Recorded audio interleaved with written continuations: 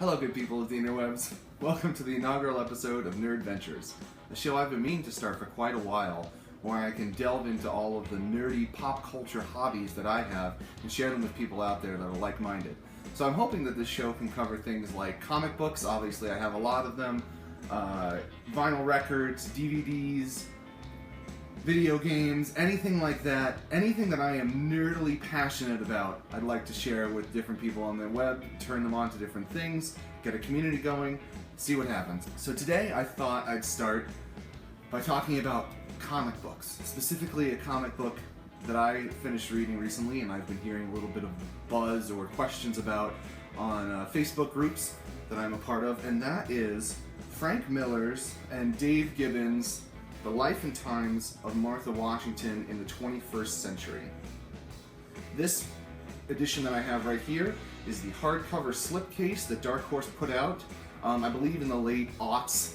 I know that there's also a paperback edition out that collects the exact same content that was put out in 2010. Both of these are now out of print. The paperback is still available for reasonable prices, and they both collect 600 pages of content in the entirety of the Martha Washington universe. So here's the book for you right here. Comes in this really nice slipcase, and Dark Horse does a really nice job of these hardcovers. You can see the side of it here, stars, the sort of American flag motif that we have going on here, and then this pulls out to show this massive book. Nice cover photo right here, and the back is just plain red. It's the same size as the Absolute editions or the other Dark Horse Library editions, which is to say larger than a standard omnibus or deluxe hardcover. All the Martha Washington stories starting from 1990 going into 2007 are collected in this book. That includes 3 miniseries, a number of different one-shots that were reprinted in color after being originally printed in black and white in different Dark Horse Presents anthologies, or different Comic-Con booklets or different handouts like that. So this book collects all of it, it's all in full color, and it's a really nice package. Dark Horse, as usual, does an excellent job on their books. If you are concerned with binding or anything like that, this is an excellent quality book. It has a really nice eye hole, you can see right there. A flat back, unlike a lot of the Marvel omnibuses or DC omnibuses that sort of have the rounded outer spine. This has a flat inner spine, more similar to an Absolute edition, but it still holds up really nicely. It falls completely flat whenever you're reading it, basically from page 1, although because of the fact that the spine, the outer spine, is not rounded, it does take a little bit longer than like a Marvel omnibus to fall flat, but really nice quality all the way through. There's no gutter loss. You can see everything you want. It has the same kind of bookmark ribbon that most of the Absolute editions have. I think all the Absolute editions have them. Let's talk about the content of this book. Is it worth the money? Is it worth reading? These are 2 big name creators, but what have they done here together collaborating? What did they turn out? This book is actually almost more interesting as a historical piece than it is literally a piece of graphic literature, which is not to say it's bad. It's not bad at all, but it is more of an interesting look at the comics industry and what these 2 creators were doing throughout the late 80s and the mid 90s and then later into the early 2000s. If you're familiar with Frank Miller, he's most well known for his Daredevil run in the late 70s, where he really redefined the character, introduced Elektra, made it sort of more of a ninjas and assassins kind of samurai book. So in 1986, Miller wrote and illustrated The Dark Knight Returns, which was also inked by his Daredevil partner Klaus Janson, who would go on to do a lot of different work with Miller, and then later, when Klaus stepped away from Miller's side as his inker, Miller's artwork really changed quite a bit. And if you look at his stuff now, especially, post 300, which I believe was in like 1999, a lot of people will say that Frank Miller's kind of gone off the deep end. His art is sort of a parody of what it once was. His writing is a parody of what it once was. And in my mind, this is a really interesting book because you can sort of see that transformation happen from Frank Miller, because this book really covers that time period where he went from being at the top of his game in the mid-80s to being almost laughed at by the time we get around to 2007 when the last piece of this book is published. And the other piece of this book is the equally important Dave Gibbons. Dave Gibbons is known mostly for his work on Watchmen with Alan Moore, which You know, whether you love or hate or feel Watchmen is overrated, that's a conversation for a different video.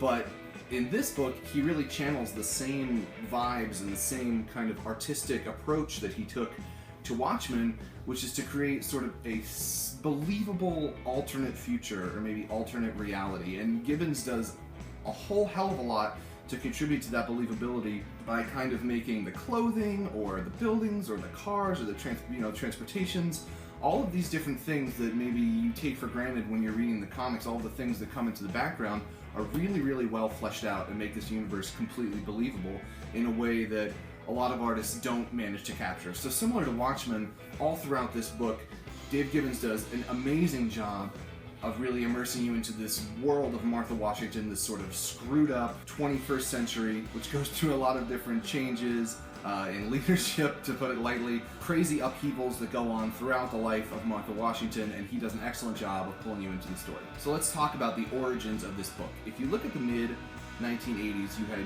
Frank Miller coming off of, in 1986, Dark Knight Returns, and throughout the end of 1986 into 1987, Batman Year One.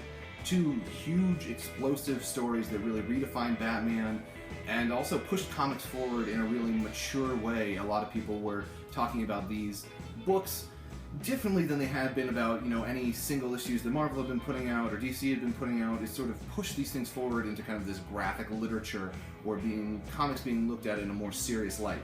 And Dave Gibbons was just coming off through 1986 of Watchmen with Alan Moore, like I was saying earlier, which also was something that people were pointing to as being this really genre-defining piece of graphic literature that shows kind of the expansiveness or the possibilities that you could produce in a serious adult comic book. So on one hand, you have Frank Miller coming out of his time with DC Comics, having completed Ronin, The Dark Knight Returns, and Batman Year One, and you have Dave Gibbons just finishing his run on Watchmen with Alan Moore, and these two creators know each other, and they're kind of looking at what's next. And for Frank Miller, it seems to be what's next is to be taken more seriously as a writer. He's working on screenplays for Hollywood during this time, sort of in around the late 80s into the early 90s. He writes a lot of different screenplays and tries to court Hollywood. He ends up scripting a few RoboCop movies. And so he's seeing Alan Moore and Dave Gibbons coming off of this really serious run on Watchmen, and he's looking to collaborate with Gibbons on a piece of graphic literature, namely this, where he can be seen as a more serious writer, sort of get his Alan Moore credentials out there. He transformed Daredevil, he really made Batman a lot more serious, but he's sort of pushing into the big leagues, and what better way to do it than to grab the Watchmen artist, who has just completed what might be the most serious comic book that was ever produced, and to create his own piece of creator-owned work. Dark Horse has this roster of creators that they call the Legends imprint.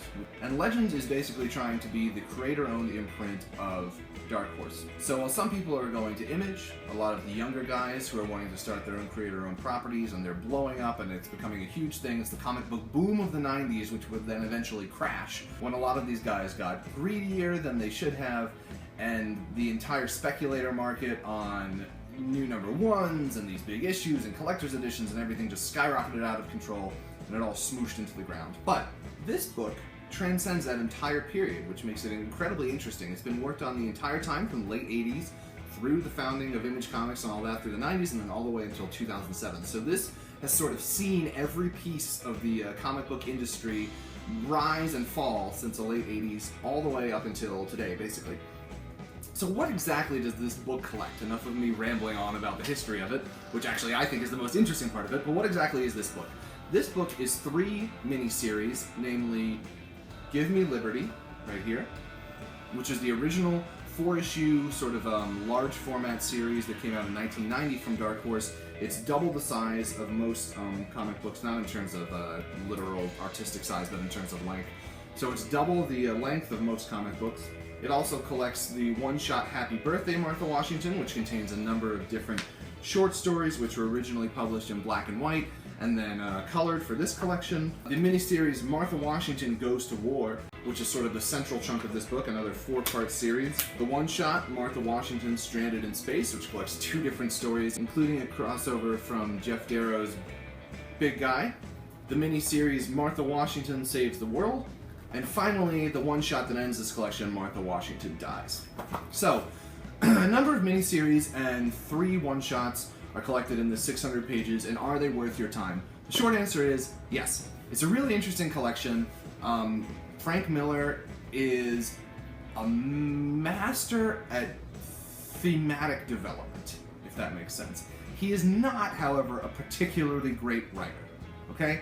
This is just my opinion, but I don't think his character dialogue or any of his sort of subtle story pulls or twists are really that well executed. They're sort of clunky, they sort of come off as rather annoying. Specifically, some of the sidekick characters in this are kind of, I don't want to say stereotypes, but they're written in this very Frank Miller style where all the dialogue is sort of clippy and short and meant to kind of push forward these characters' personalities, but they're not very fleshed out. They're not very interesting characters particularly. Broadly speaking, each one of these miniseries deals with one particular theme that Miller wants to explore. First miniseries, Give Me Liberty, chronicles the birth and about first 20 years of Martha Washington's life. She's born in sort of this really terrible, slummy government neighborhood, and she goes up through a variety of different tragic experiences, which I'm not going to spoil, and eventually ends up joining PAX, which is called the Peace Force for America.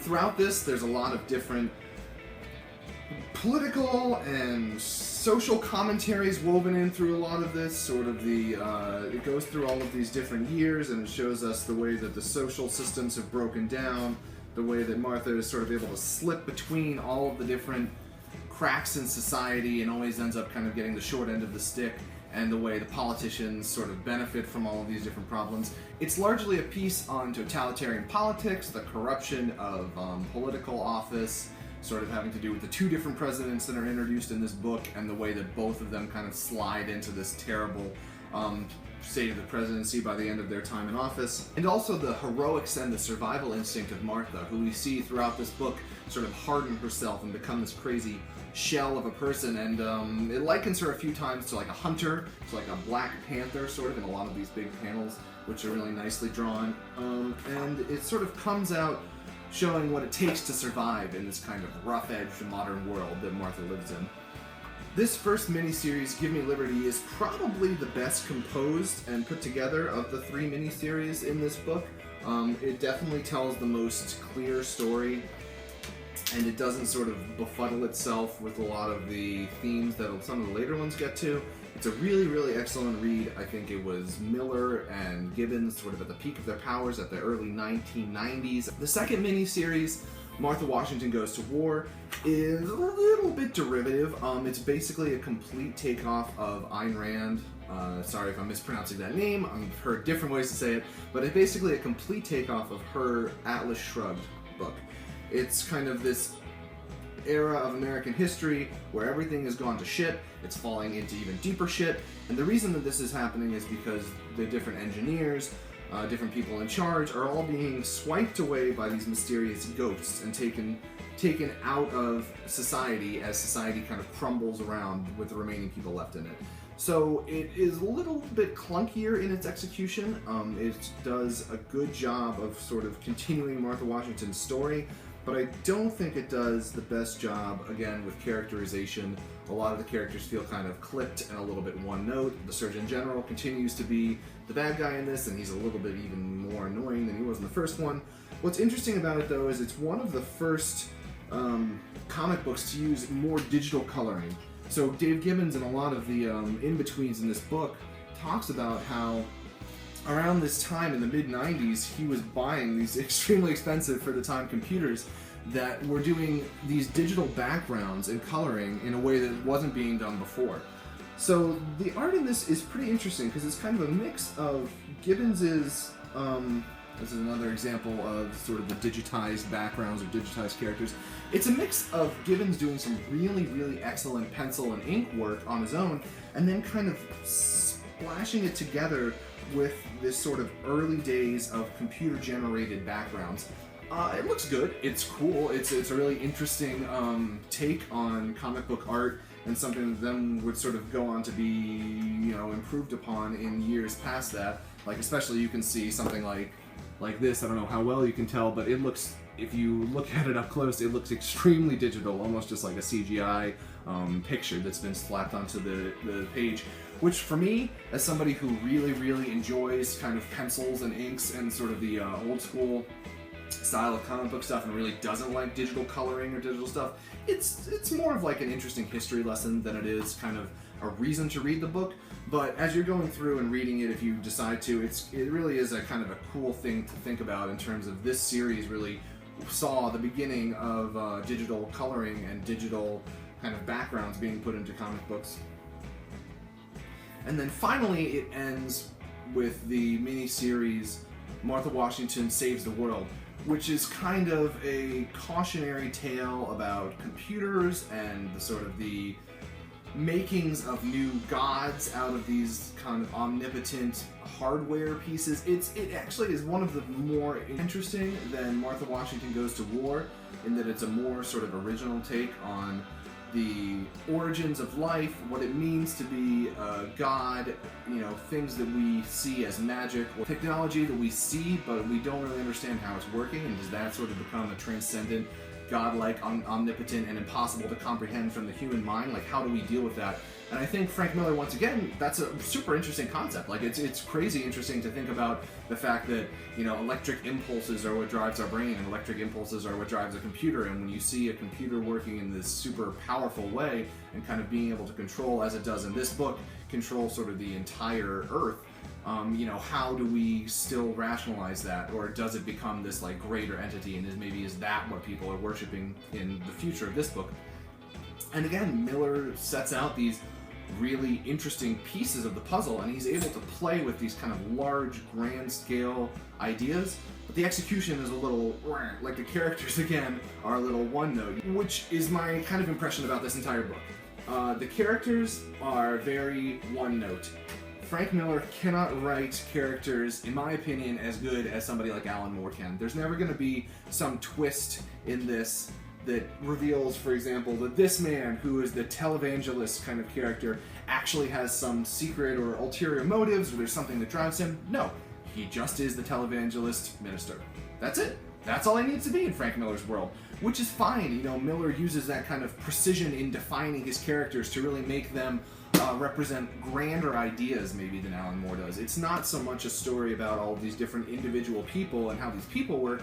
It's more of this person represents this idea, this person represents this idea, this character represents this idea, and then they all moosh together, and you kind of see him playing with these large ideas but not really defining the characters as people. So my impression of this book overall is that absolutely it's worth a read. The one-shots are interesting, the miniseries are interesting, the art is pretty good throughout. Like I said, Dave Gibbons really creates a believable future society that looks great. The only thing I would say is that keep in mind the dialogue and the sort of the individual interactions of the characters is not going to be up to a level of, say, you know, Grant Morrison, Alan Moore, Bendis, whoever you want to talk about who writes really great character dialogues and interactions. It's not that. It just isn't. Frank Miller has a lot of awesome ideas, he does a lot of awesome artwork, but he just doesn't write the most interesting characters. They're mostly caricatures of these ideas that he is playing around with, which is great, and it makes the story very appealing in its own sort of simplistic way, but there aren't a lot of shades of gray in between the way the characters are interacting. So it's not going to feel as interesting as, say, a well-written character piece from a lot of other more modern writers are. In terms of this particular collection, I was able to pick this book up for a cover price at a local comic book shop that just had it sitting there. It's out of print. Anywhere from $100 to $150, I'd say, is probably reasonable for this. If you can get it under $125, good on you.